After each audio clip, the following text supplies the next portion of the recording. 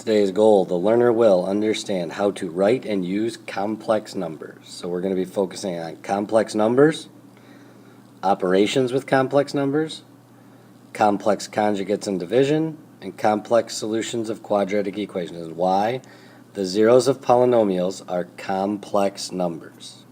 Okay. So let's go over definition again. A complex number is any number that can be written in the form a plus bi, where a and b are real numbers. The real number a is the real part. The real number b is the imaginary part, and a plus bi is the standard form. Okay? So find 3 plus 2i times the quantity 3 plus 2i times the quantity 4 minus I. So distribute 12 minus 3i plus 8i, not 2, minus 2i squared. So I get 12 plus 5i. Now remember, I squared equals negative 1, so that changes it to plus 2. So you have 14 plus 5i. And there it is in standard form. Okay, let's look at another one. Alright, now the complex conjugate of a complex number, z equals a plus bi, is, so the complex conjugate of z is a minus bi. We need to remember that, okay? So now,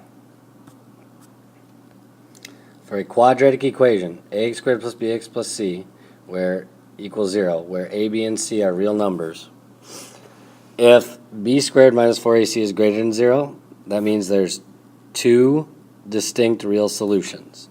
If b squared minus 4ac is equal to 0, there's one repeated real solution. If b squared minus 4ac is less than 0, there is a complex pair of solutions. So let's look at an example here. See.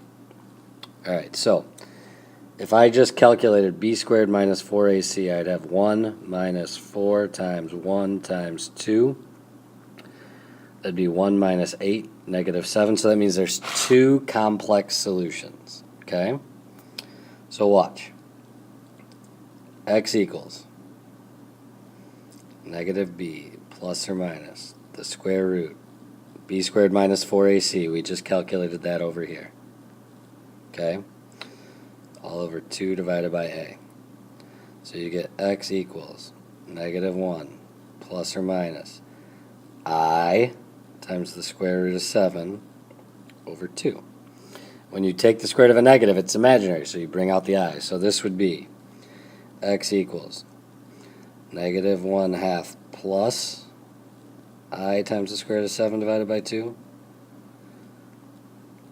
Actually, just plus or minus, just like that. There would be your two solutions. Okay? Hopefully this is very refreshing. See you guys tomorrow.